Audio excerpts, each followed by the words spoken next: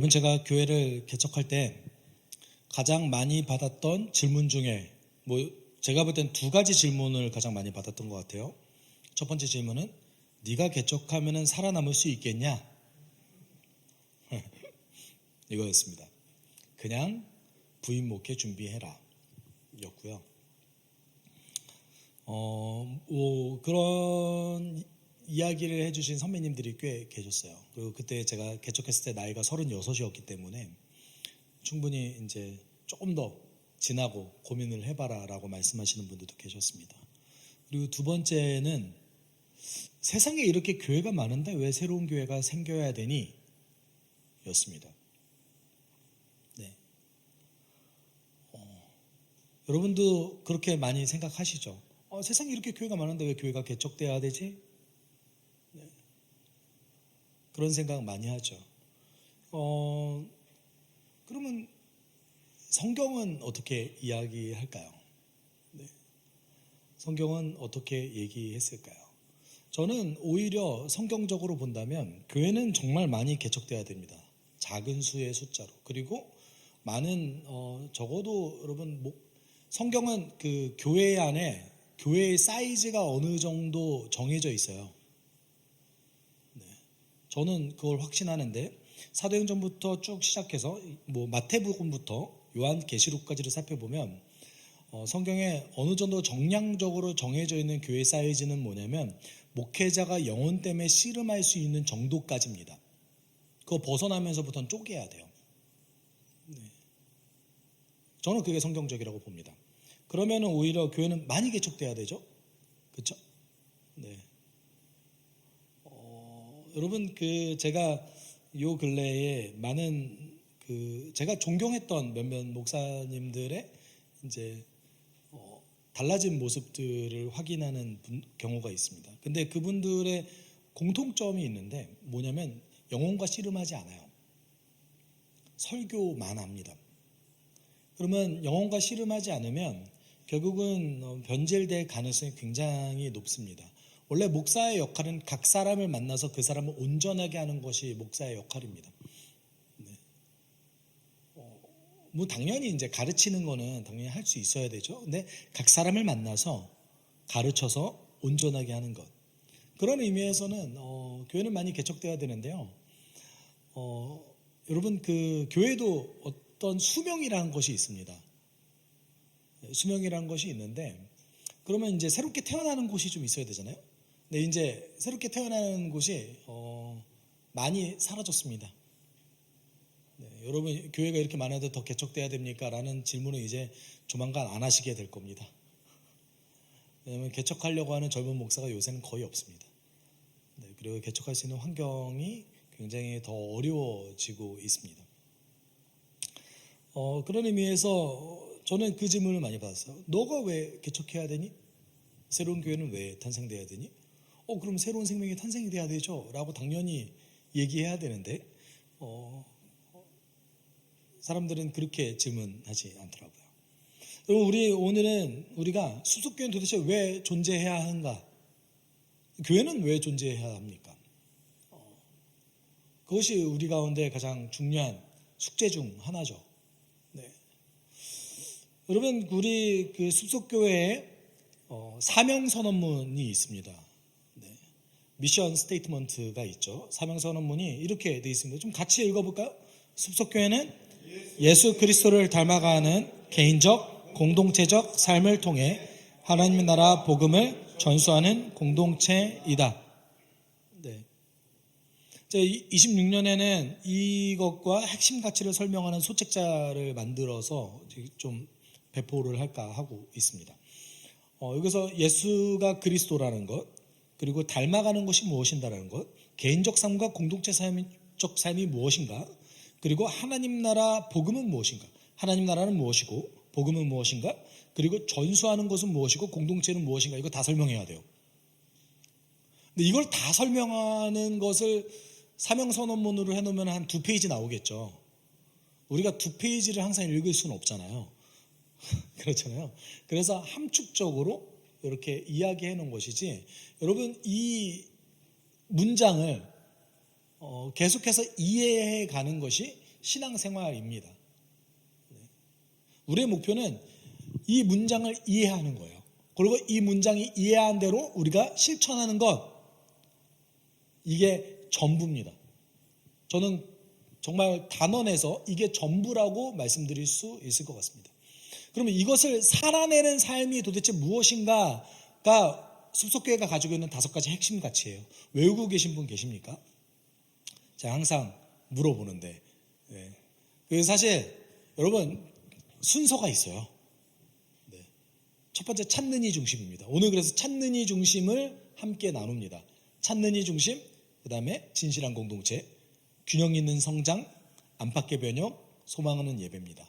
이것이 연결되어져 있는 거예요. 유기적으로 연결되어져 있어요. 찾는 이 중심은 하나님 나라 복음으로 인생을 살아가려고 노력하는 자들은 내 주변에 하나님이 찾으시는 이, 그리고 하나님을 찾으려고 노력하는 사람들을 찾아서 그들에게 복음을 전합니다. 하나님 그거 정말 간절히 원하시거든요.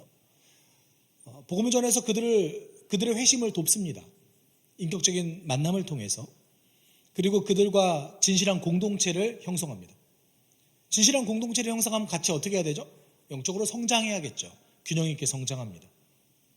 여러분 균형 있게 성장하면 우리는 삶이 변합니다. 어떻게 삶이 변해요? 안과 밖을 변화시키기 위해서 노력합니다. 내 안도 변화시키고 내 바깥도 변화시킵니다. 그리고 교회 안도 변화시키고 교회 밖도 변화시키기 위해서 노력합니다. 이것이 안팎의 변혁이죠. 여러분 잘 보세요. 안팎의 변혁을 위해서, 내가 삶의 변화를 위해서, 세상의 회복을 위해서 노력하면서 살다 보면 깨닫는 것이 하나 있습니다. 이건 정말 무조건 깨닫게 되어 있습니다. 그것이 무엇입니까? 세상이 이만큼 깨져 있구나. 안 되는구나. 이거 한 번씩은 다 경험해 보시지 않으셨어요? 내 노력으로 안 되는 게 있구나. 그럼 우리는 무엇을 소망합니까? 예수가 다시 오시길 소망합니다. 여러분 우리가 예수가 다시 오시길 소망하세요? 여기 아닌 것 같은데. 나는 예수가 다시 오시길 소망하는 기도를 자주 드린다. 예수님 지금 오셨으면 좋겠습니다 라고 자주 고백하며 예배하거나 기도하거나 하신다. 계세요? 지금은 아닌 것 같아요. 조금만 이따 오세요. 아직 제가 누릴 게 좀 많이 있어요. 그렇게 생각하시죠? 왜 예수가 다시 오시길 소망하지 않는지 아세요? 변화를 위해서 노력하지 않기 때문에 그래요. 누군가를 섬기지 않기 때문에 그래요. 여러분 누군가를 섬기면요 나의 한계를 처절하게 느낍니다. 우리의 진심이 통하지 않을 때가 훨씬 많아요. 세상이 깨어져서 이게 회복되지 않을 거라고 여기는 것이 너무 많습니다. 여러분 세상의 문제를 바라볼 때 솔직히 그렇게 생각하잖아요. 내가 뭘 한다고 달라지겠어? 라고 솔직히 생각하시잖아요. 심지어 성경조차 언젠가 이 땅에 죄가 가득 찼을 때 하나님께서 이 땅을 멸망시킬 것이라고 말씀하셨어요. 그럼 우리는 또 이렇게 생각할 수 있죠. 아니 어차피 망할 세상 내가 뭐 하나 더 한다고 달라질 게 있겠어? 라고 혹시 생각하신 분 계십니까? 한 번쯤은 생각해 볼 만하잖아요. 그렇죠? 세상이 변하지 않을 가능성이 높습니다. 세상이 회복되지 않을 가능성이 높습니다. 그럼에도 불구하고 하나님께서는 오늘 세상의 회복을 위해서 일하신다고 말씀하고 계세요. 이상하지 않으세요? 왜 하나님은 세상을 멸망시킬 거라고 말씀하시면서 왜 지금 세상의 회복을 위해서 일하신다고 말씀하시지? 곳곳에서 하나님 나라가 임한 다음에 곳곳에서 세상에 회복되는 것들, 회복과 타락이 계속해서 반복해서 벌어집니다. 여러분 회복의 상태가 계속해서 유지되지 않아요. 아주 잠깐 회복돼요. 한국도 그런 것을 경험했습니다. 1907년에 평양에서 엄청난 부흥이 일어났어요. 그리고 그 부흥은 회개의 부흥이었습니다.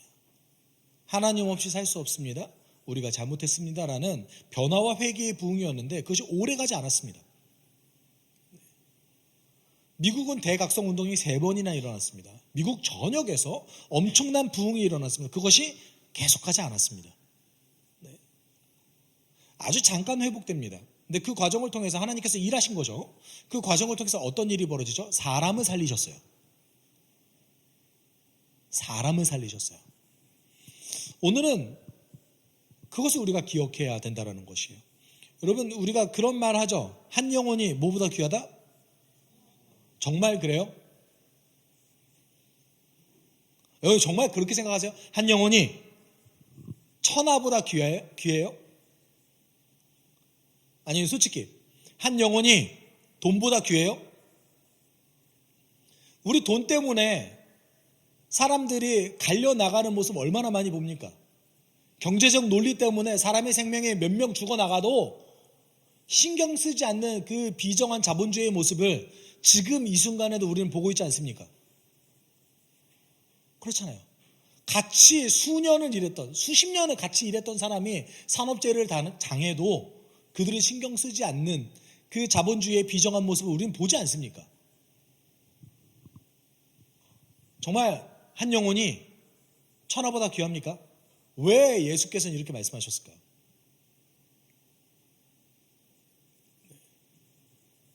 여러분 되게 간단한 원리예요. 이 땅은 언젠가 멸망하죠. 언젠가 망해요. 이 땅은 하나님께서 언젠간 심판하십니다. 그렇죠? 회복된 영혼은요, 하나님께로 돌아온 영혼은요, 영원합니다. 영원한 것과 영원하지 않은 것 둘 중에 어떤 게 더 가치 있습니까? 영원한 것이 더 가치 있죠. 예수께서 이 단순한 얘기를 하신 거예요. 우리 눈에 보이는 거 영원하지 않습니다. 근데 여러분이 살린 영혼은 영원합니다. 그래서 그렇게 얘기한 거예요. 너무 엄청난 뜻이 있을 것 같아가지고 혹시 기대하셨습니까? 이게 엄청난 뜻입니다. 여러분 그런 의미에서 우리는 찾는 이 중심에 대해서 이야기할 겁니다. 네. 대부분의 교회에서 찾는 이라는 표현을 쓰지 않고 보통은 어떤 표현을 쓰냐면 불신자라는 표현을 쓰죠. 네. 믿는 자와 믿지 않는 자라는 표현을 씁니다. 그렇죠? 네. 또는 뭐 불신자와 비슷한 언어를 몇 개 쓰죠. 전도 대상자, 뭐 태신자, 뭐 이렇게 씁니다. 어찌되었건 그 신자와 불신자를 나누는 표현을 씁니다. 근데 교회 안에서는 그런 것들이 꽤 있어요. 교회 안에서 의도하지 않았지만 차별하는 용어를 쓰는 것들 몇 개 있습니다. 여러분 그 가정, 정상 가정과 비정상 가정을 분리하고요. 그리고 기혼자와 비혼자를 분리합니다. 제가 개인적으로 왜 있는지 모르겠다고 항상 이야기하는 공동체가 청년부입니다. 죄송해요. 혹시 청년부를 너무 사랑하시는 분이 계시다면, 네, 여러분 다 청년이셔서 그러신 건가? 왜냐하면 청년부는 기본적으로 목표가 청년부를 떠나는 게 목표예요. 아니에요? 맞잖아요. 청년부를 안 떠나면 이상해져요. 그렇죠? 청년부 안에 있을 때는 또 교회에 굉장히 중요한 역할을 맡기지도 않습니다. 분당 우리 교회가 얼마 전에 청년부에 소속될 수 있는 나이의 숫자를 늘렸어요. 요새 비혼자가 많잖아요. 그러니까 몇 세까지 늘렸냐면 52세까지 늘렸습니다. 52세가 청년이래요. 어디 가면 부장급이잖아요. 52세면 부장이 넘어섰죠. 네. 이제 뭐 임원이 될까 말까의 기로에 서 있는 사람을 청년이래요. 세상에 나가면 가장 이미 원로가 돼서 한 회사를 좌지우지할 수 있는 나이에 있는 사람을 교회는 청년이래요. 그래서 직분을 주지 않습니다. 이상하죠? 네. 여러분 이런 일도 굉장히 많습니다. 40이 넘어가는 청년들이 요새 너무 많아서 여러분 세상에 나가면, 사회에 나가면 40이면 가장 열심히 최선을 다해서 그 어떤 한 곳의 중심을 맡아서 일할 수 있는 나이잖아요. 그런 나이잖아요. 그렇죠? 40이면 취업도 잘 힘들어지는 나이예요. 왜냐하면 그 신입사원도 굉장히 부담스럽잖아요. 40이 신입으로 들어오면. 그런데 그 나이에 있는 계층을 뭐라고 표현해요? 청년이래요. 뭐 때문에? 결혼 안 해서. 한국 사회 통계가 나왔습니다. 우리가 정상 가정으로 부를 수 있는 통계가 대략 40% 미만으로 나왔어요. 그러니까 우리가 쓰는 그 과거의 체계, 그리고 우리가 쓰는 언어를 통해서 몇 퍼센트를 지금 신경 쓰지 않는 거예요? 60%를 신경 쓰지 않는 거예요. 여러분, 사실 찾는이라는 표현은 성경에 등장하지 않습니다. 그런데 이렇게 차별하는 용어를 쓰지 않기 위해서 채택된 용어고, 그리고 하나님 나라 복음 네트워크라는 한 네트워크에서만 사용하는 용어이기도 합니다. 하나님을 찾느니, 그 다음에 하나님이 찾으시느니, 인생의 행복과 의미를 찾는 사람들이란 표현을 쓴 거죠. 왜냐하면 신자와 불신자는요, 사실 정량적으로 평가하기가 어려워요. 여러분, 믿음 어떻게 평가하실 거예요? 제가 이분이 진짜 믿는 분인지 안 믿는 분인지를 평가하기가 가장 어렵습니다. 교회 다닌다고 믿는 겁니까? 여러분, 성경적으로 믿음을 평가할 때 세 가지 알아봐야 됩니다. 이 세 가지가 분명히 있어야지 이 사람의 회심이 완성됐다라고 봅니다. 세 가지 분명히 있어야 돼요. 이 세 가지 없으면 아직 회심하지 않았다라고 판단해야 돼요. 근데 세 가지가 뭐냐면, 첫 번째는 내 신념이 변했는가, 믿음이 있느냐 이거예요. 예수께서 정말 주인인가? 예수께서 정말 메시아인가? 이거예요. 두 번째는 삶의 변화가 있는가요? 정말 변했는가? 예수가 정말 주인이라면 나의 삶의 곳곳에서 예수가 주인인 것처럼 살아야죠. 이거 판단해야 돼요. 세 번째는 뭐냐면 공동체가 있는가요? 소속이 변했는가요? 하나님 나라에 소속돼서 하나님 나라 백성으로서 공동체가 있는가? 서로 사랑할 만한 사람들이 존재하는가? 이거 어떻게 평가할 거예요? 이게 정량적으로 평가가 어려워요, 사실은. 그래서 사실은 개인적으로는 신자와 불신자로 이렇게 나눠서 이야기하는 것은 좀 어려움이 존재합니다. 성경에 믿음으로 살라는 얘기가 있죠. 그리고 믿지 않는 자와 같이 살지 말아라 라는 표현이 있습니다. 그것이 교회 바깥에 있는 사람처럼 살지 마 라는 표현이었을까요? 그런 표현 아니에요. 누군가를 대상으로 놓고 저 사람처럼 살지 마 이런 표현 성경에서 잘 안 써요. 물론 구약에서 이방인처럼 행동하지 마라 라는 것이 사실 어떤 정도 비교가 있을 수 있죠. 그거는 어떤 표현이냐면 우상 숭배하듯이 신앙생활 하지 마 라는 뜻이에요.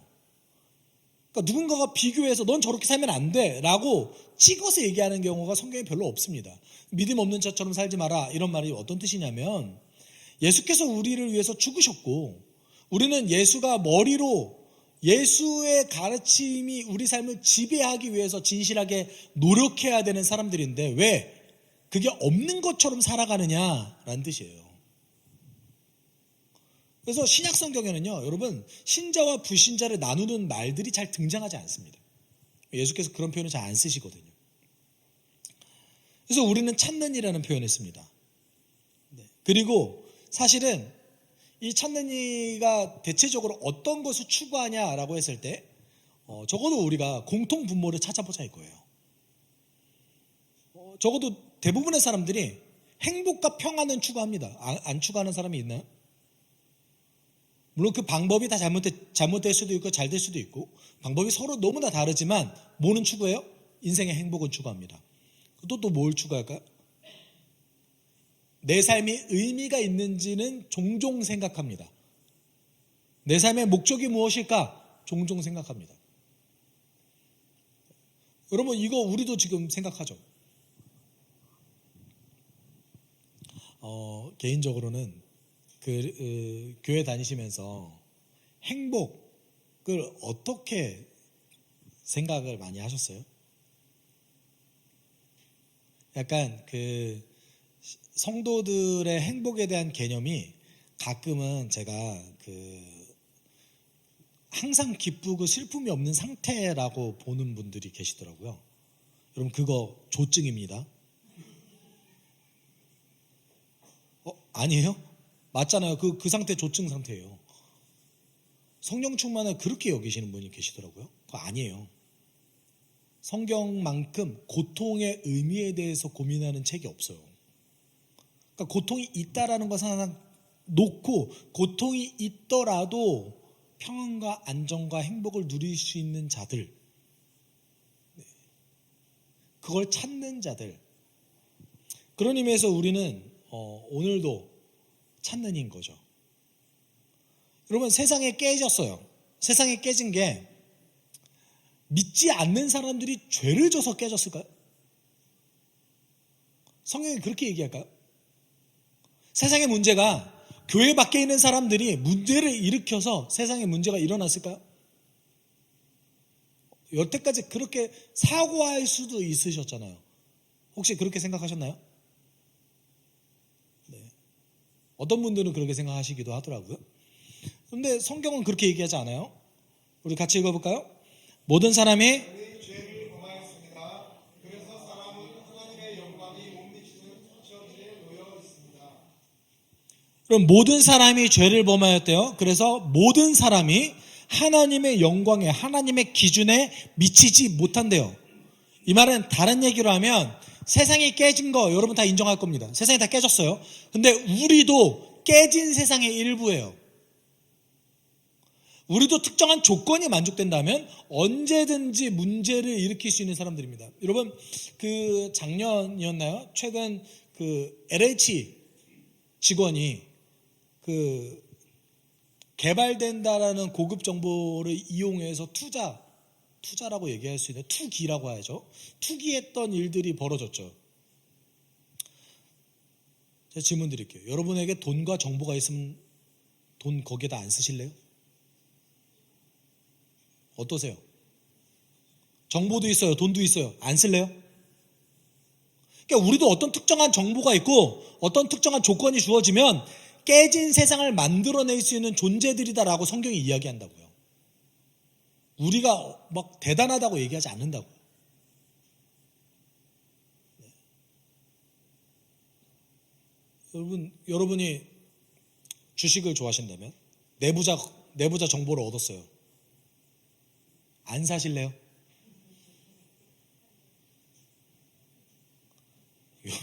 이거 되게 간단한 얘기입니다. 여러분, 우리 위장 전입도 많이 해요.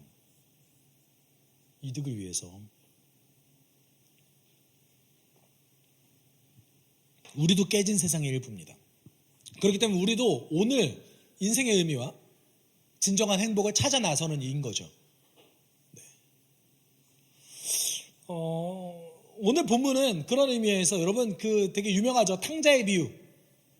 네, 그래서 저는 개인적으로는 탕자의 비유를 이름을 받고 싶어요. 잃은 아들을 기다리는 아버지의 비유예요.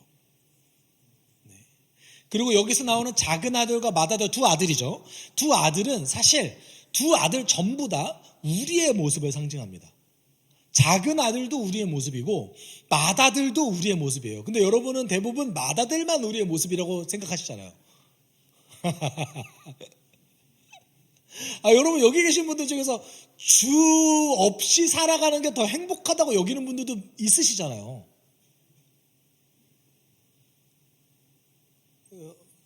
저는 개인적으로 그래서 천국에 대한 이미지가 싹 바뀌어야 돼요. 천국 가면 24시간 예배할 거라고 생각하시는 분들 아니에요. 그게 지옥이지. 이런 표현 안 되겠다. 죄송해요. 죄송합니다. 예배는 그때도 있습니다. 그런데 여러분, 그런 데가 어디 있어요? 그렇지 않아요. 하나님께서 우리에게 주신 선물이 어마어마한데 24시간 예배만 드린다고요? 이런 얘기를 하니까 우리 청소년들이 천국 가기 싫어하는 거예요. 제가 그 얘기 듣고 끔찍했어요. 처음에 제가 중학교 때 저기 가야 되나? 근데 또 지옥 가기도 싫은데 어떡하지? 그렇지 않아요. 그렇지 않습니다.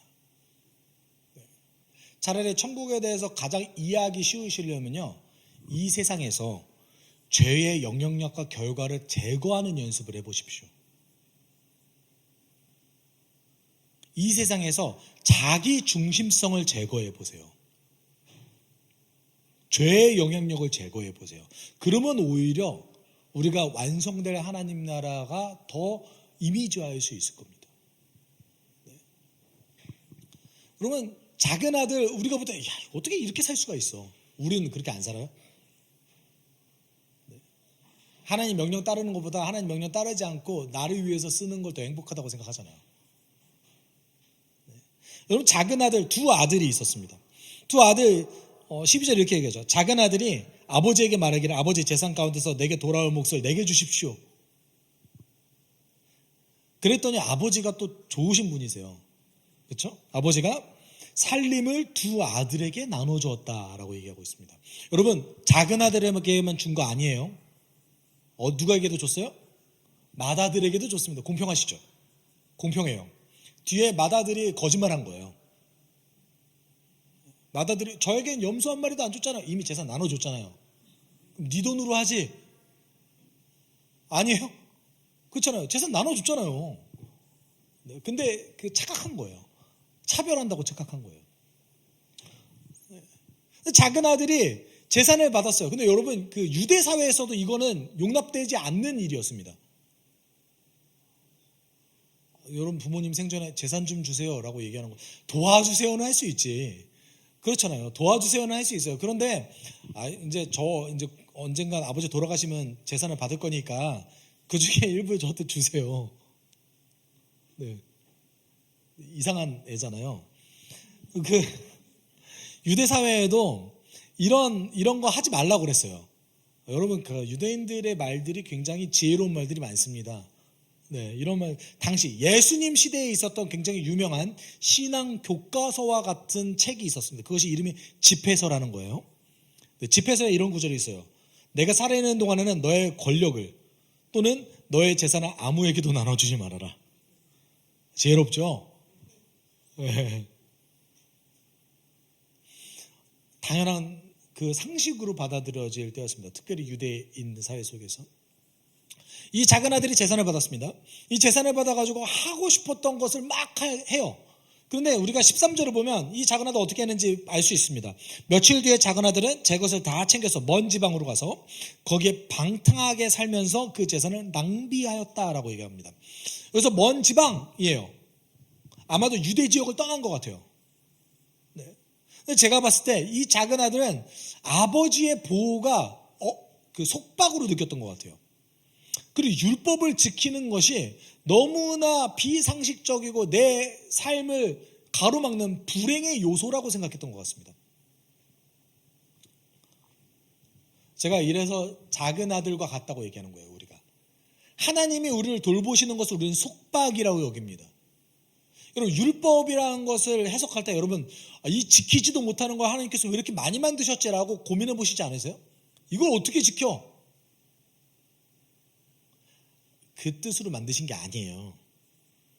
자 보세요. 너희 이렇게 안 지키면 내가 너희를 혼낼 거야.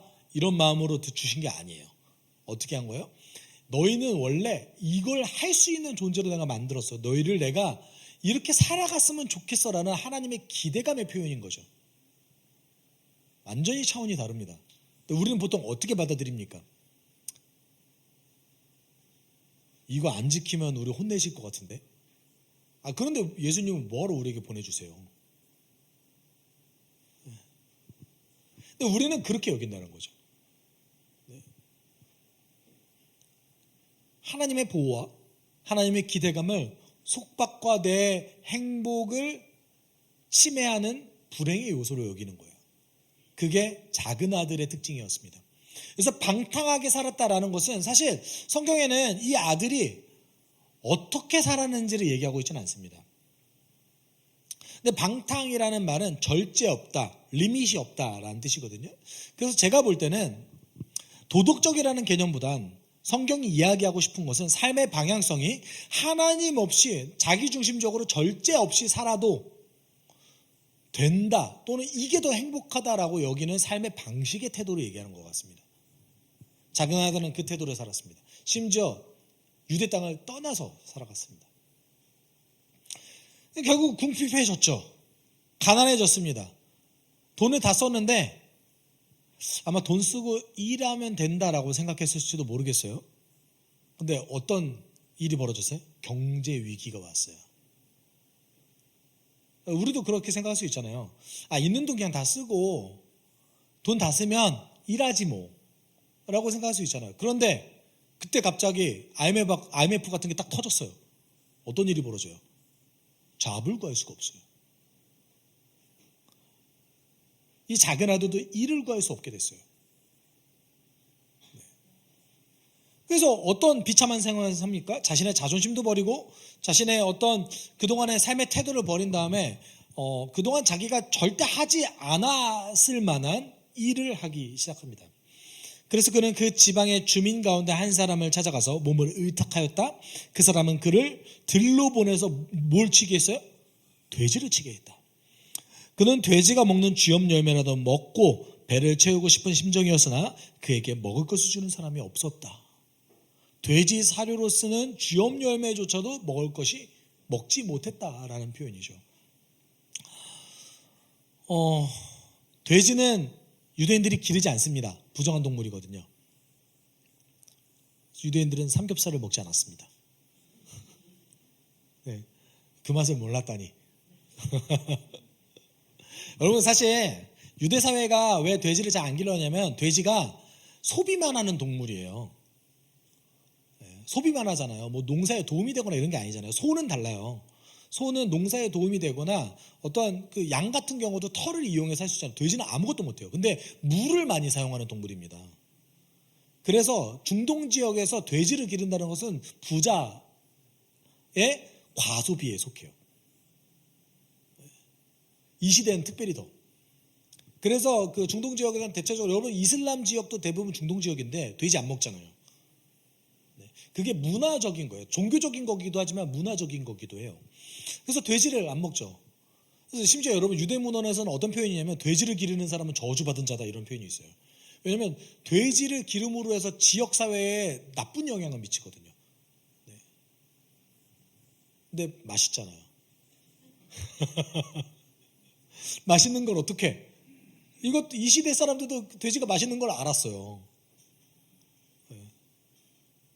유대 문헌에 그래서 그런 문헌이 있는 거예요. 돼지를 기르는 사람은 저주받은 자다라는 표현까지 있는 거예요. 자기 이득을 위해서 공동체를 망치는 사람으로 표현하거든요.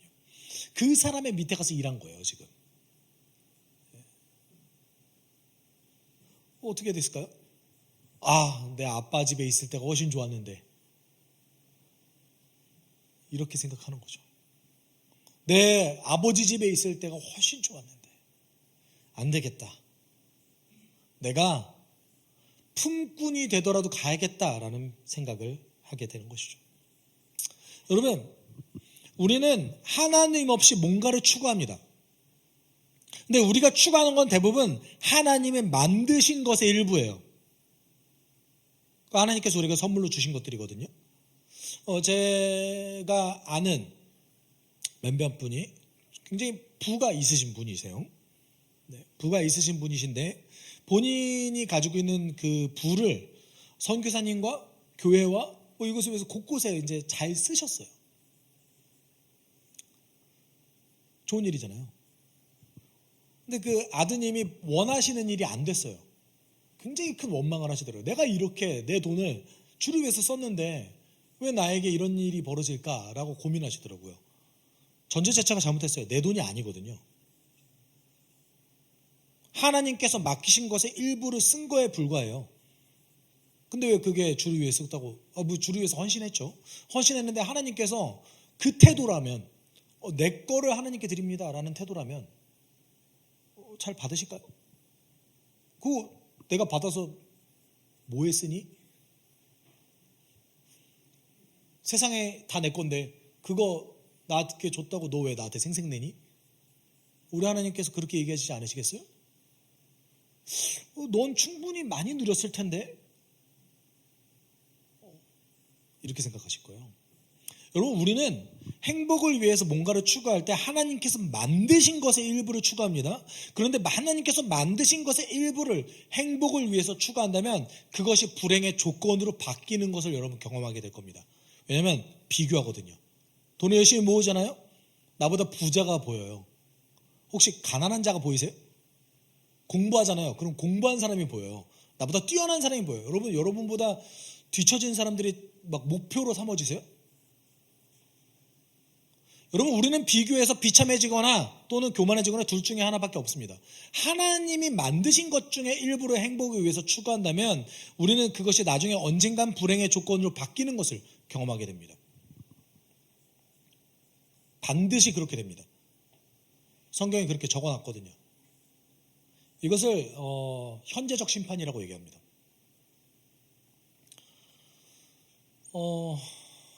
전도서에 이렇게 얘기했죠. 좀 길지만 같이 읽어볼까요? 원하는 것을 나는 다 얻었다. 누리고 싶은 나는 무엇이든 삼가하지 않았다. 나는 하는 일마다 다 자랑스러웠다. 이것은 내가 수고하여 얻은 나의 몫인 셈이었다. 그러나 내 손으로 성취한 모든 일과 이루려고 애쓴 나의 수고를 돌이켜보니 참으로 세상 모든 것이 헛되고 바람을 잡으려는 것과 같고 아무런 보람도 없는 것이었다. 여러분, 우리가 뭔가를 성취하면 기쁘죠. 그리고 그 성취한 것의 기쁨을 우리는 누리고 살아갑니다. 그런 기쁨이 우리에게 필요합니다. 그런데 우리가 그것은 우리의 인생의 목표가 돼서는 안 됩니다. 그것이 행복의 조건이 될 수 없습니다. 여러분, 현대사회가 행복의 조건에 대해서 충분히 연구했습니다.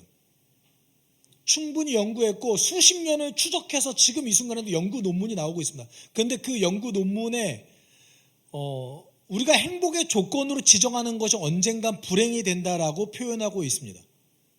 성경이 아닌데도 불구하고요.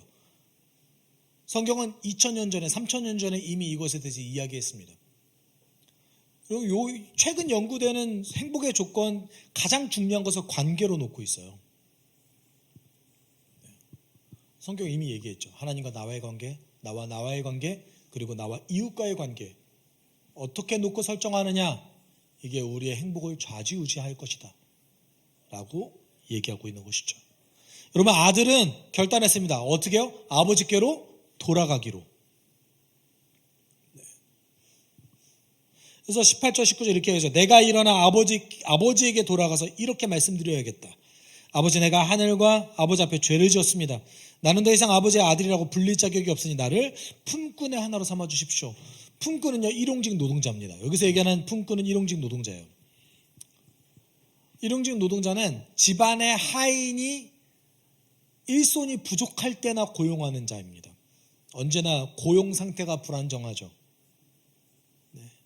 당시에 부자들은 하인을 거두거나, 하인은 그래도 가족처럼 여겼어요. 종을 거두거나 또는 전문직인 사람들을 고용했어요. 항상 필요한 사람들이었죠. 품꾼은 어떤 사람이었냐면 필요할 때만. 이 아들이 아버지께로 돌아설 때 자기 인식을 하게 됐습니다. 내가 죄를 졌습니다. 나의 삶의 방식이 잘못됐습니다. 이게 첫 번째 인식이었고, 두 번째는 아버지의 아들이 될 자격이 내가 없습니다 라고 얘기하는 거죠. 여러분, 15장이 회개를 얘기하거든요. 누가복음 15장은 회개를 얘기해요. 회개를 이렇게 하라는 거예요. 나의 삶의 방식이 잘못됐습니다. 나는 아버지의 은혜를, 아들의 자녀의 자격을 얻을 그런 조건이 되지 않습니다. 그럼에도 불구하고 당신께 돌아가는 삶이 나에게 더 낫습니다 라고 고백하는 것이 회개입니다. 그리고 아들은 놀라운 걸 경험하죠. 우리 아버지께서는 그런 자를 지금 이 순간에도 기다리고 계십니다. 20절에 아들이 얼마나 놀랐겠어요? 그는 일어나서 아버지께로 갔다. 그가 아직도 먼 거리에 있는데 그의 아버지가 그를 보고 측은히 여겨 달려가 그의 목을 껴안고 입을 맞추었다. 여러분, 우리 하늘아버지께서 지금 이 순간에도 잃어버린 영혼을 기다리고 계십니다. 그들이 어떤 실수를 저질렀건, 그들이 어떤 상태에 있건 상관없이 그들이 아버지를, 자신의 의지를 가지고 떠났지만 아버지께서는 지금 이 순간에도 기다리고 있어요. 근데 제가 말씀드리고 싶은 것은 무엇이었냐면, 이것이 우리 하늘 아버지의 마음이에요. 지금 이 순간에도 아버지께서는, 하나님께서는 영혼을 찾아 헤매세요. 그래서 이 아들을 다시 아들의 자리로 올려놓고 이렇게 선언하죠. 같이 읽어볼까요? 나의 이 아들은 죽었다가 살아났고 내가 잃었다가 되찾았다. 그래서 그들은 잔치를 벌였다. 여러분, 이런 표현이 성경에 하나님께서 이렇게 기뻐했다라는 표현이 잘 등장하지 않는데, 네. 보통은 이제 창세기 1장에 보기 좋았더라. 네. 아버지께서 정말 하늘아버지께서 너무 기뻐하시는 것 중에 하나, 가장 기뻐하시는 것 중에 하나는 뭐예요? 잃어버린 영혼이 회개하고 돌아서는 거예요. 우리 하나님께서 그것을 너무나 기뻐하신다는 것이죠. 찾는 이 중심은 이 하나님 아버지의 마음을 아는 것에서 시작합니다. 우리 하나님께서 지금도 영혼을 찾아 헤매신다. 근데 우리는 마다들 같아요. 왜 마다들 같은지 아세요? 하나님께 이미 충분히 받았잖아요. 근데 교회에 오래 다니면 대우받아야 될 거라고 생각해요. 여러분, 원래 신앙생활은 성실하게 주의 사랑을 쭉 누리다가 나중에 나이 들어서 골병 드는,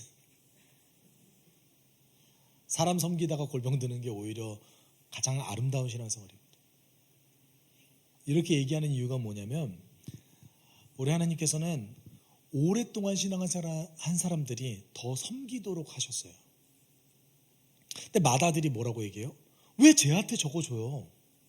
왜 저한테 차별하죠? 아까 재산 받았잖아요. 이미 다 받았어요. 다 받았고 다 누리고 있었어요. 너무나 안정적이고 평안하고 행복을 누리고 있었어요. 근데 그걸 행복이라고 여기지 않는 거죠. 더 주세요. 왜 쟤한테만 저렇게 해주세요? 이런 영적 어린아이의 모습을 마다들이 보이고 있는 것이죠. 그런데 우리도 그렇게 보이고 있습니다. 네. 시간이 지나갈수록 여러분, 감사하게 숲속교회에서는 그 시간이 지날수록 연차가 차일수록 요구를 더 많이 안 하세요. 근데 제가 부목사로 사역했을 때 우리 그 중직자분들이 치트키를 많이 쓰세요. 어떤 치트키를 쓰냐면 본인이 해야 될 일이에요. 부목사를 찾아와요. 그리고 뭐라고 얘기하냐면 해줘. 내 일이 아니라니까요. 해달래요. 그리고 막 제시해요. 교회의 방향성을 위해서는 이렇게 해야 되는 거예요. 당신이 하실 일이에요. 라고 얘기해야 되는데 제가 그렇게 얘기 못했습니다. 우리 담임 목사님도 그렇게 얘기를 안 하셔서. 여러분, 원래 교회 문화는 영적 어린아이들이 우대받는 곳이어야 됩니다. 찾는 이들이 존중받고 환영받는 곳이어야 됩니다. 근데 우리의 교회 문화는 어떤 문화예요?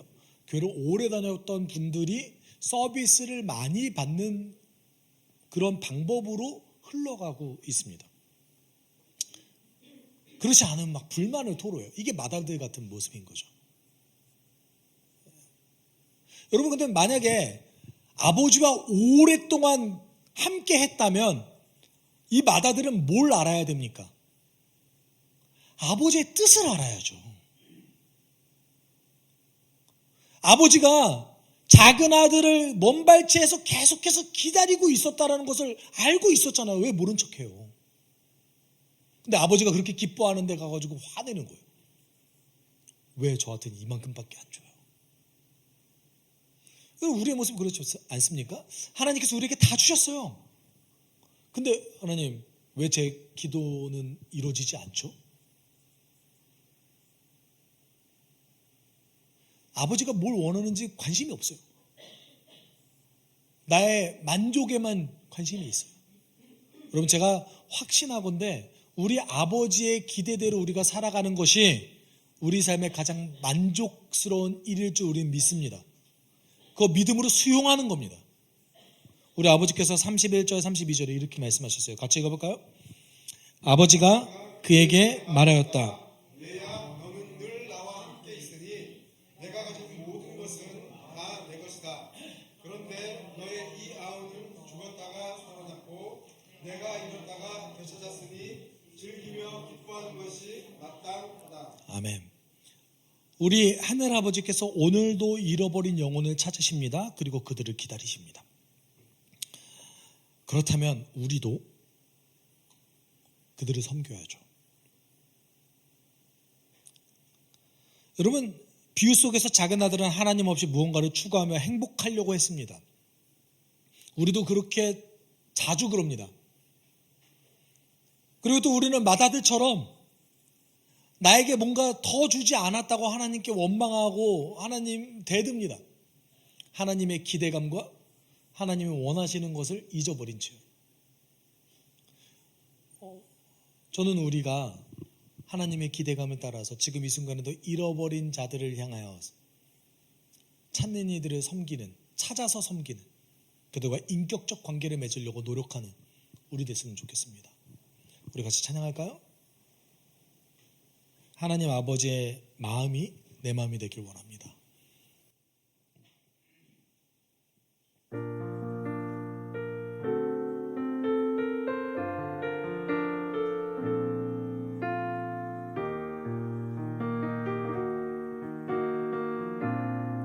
아버지 당신의 마음이 있는 곳에 나의 마음이 있기를 원해요. 아버지 당신의 눈물이 고인 곳에 나의 눈물이 고이길 원해요.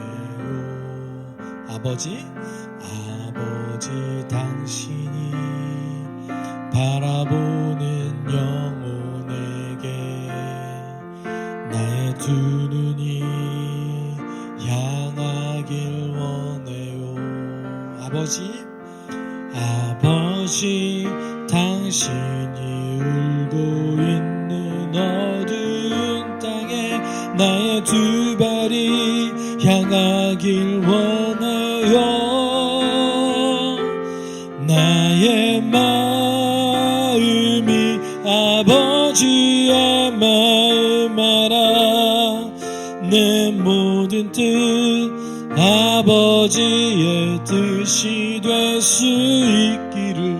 나의 온 몸이 아버지의 마음 알아. 내 모든 삶 당신의 삶 되기를. 다시 고백합시다. 아버지 당신은 마음이 있는 곳에 나의 마음이 있기를 원해요. 아버지 당신의 눈물이 고인 곳에 나의 눈물이 고이길 원해요. 아버지 당신이 바라보는 영혼에게 나의 두 눈이 향하길 원해요.